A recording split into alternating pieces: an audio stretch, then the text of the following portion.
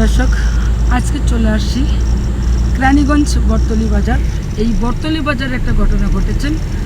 গত বৃহস্পতিবার দুপুর 3টার দিকে নির্মমভাবে হত্যা করেছেন এক নিরীহ মানুষকে শাহাদত হোসেন। তার আজকে 1 সপ্তাহ পরে তার সম্পূর্ণ কাজ শেষ। সে আজকে তার নিজ বাড়িতে আছেন। আমি সেই অনুসন্ধানে এই এলাকায় এসেছি এবং আপু কোন দিক দিয়ে যাবো বলে দিন। তো এই অনুসন্ধানে আছি। যদি বলি, আমি সকাল 9টার সময় বের হয়েছি। সকাল 9টা থেকে শাহাদতের ফ্যামিলির সাথে কথা বলেছি, শাহাদতের আত্মীয় স্বজনের সাথে কথা বলেছি এবং যেই জায়গাটায় যে স্পটে শাহাদতকে মারা হয়েছে, কচু খেতে ফেলায়া এবং ঘাস খেতে ফেলায়া, সেই স্পটে গিয়েছি এবং তার কাছের যে বন্ধু যিনি তাকে ডাক দিয়ে নিয়ে গিয়েছে, নিয়ে যাওয়ার পরে যে ঘটনাটা ঘটে সেই এলাকায় আমি আছি তথ্য সংগ্রহ করার জন্য।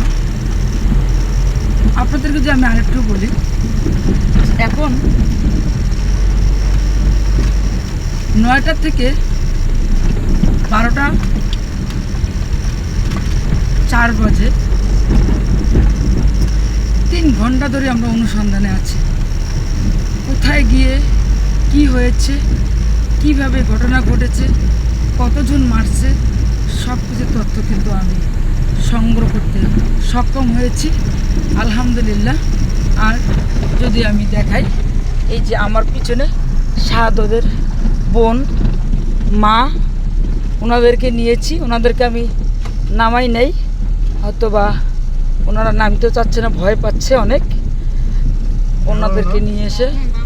ওনাদেরকে নিয়ে এসে আমি আমার তথ্য সংগ্রহ করে আবারও সেই শাহাদত হোসেনের বাড়ির দিকে যাচ্ছি। তার 2টা বাচ্চা আছে, মেডিকেলে ভর্তি। বাবার মৃত্যুর খবর শুনে 6 মাসের বাচ্চা কান্না করতে করতে অসুস্থ হয়ে গেছে। শিশু হাসপাতালে ভর্তি আছে। 2 শিশু 6 মাস বয়স বলেছেন ওনারা। তো সবাই শাহাদতের ফ্যামিলির জন্য দোয়া করবেন এবং শাহাদতের ফ্যামিলির পাশে থাকবেন। সবার কাছ থেকে আমি বিদায় নিচ্ছি। আল্লাহ হাফেজ। এই হলো শাহাদতের বাড়ি। সেই বাড়িতে আবার চলে আসলাম। অনুসন্ধান করতে করতে শেষ পর্যায়ে শাহাদতের বাড়ির সামনে চলে আসি। ধন্যবাদ সবাইকে।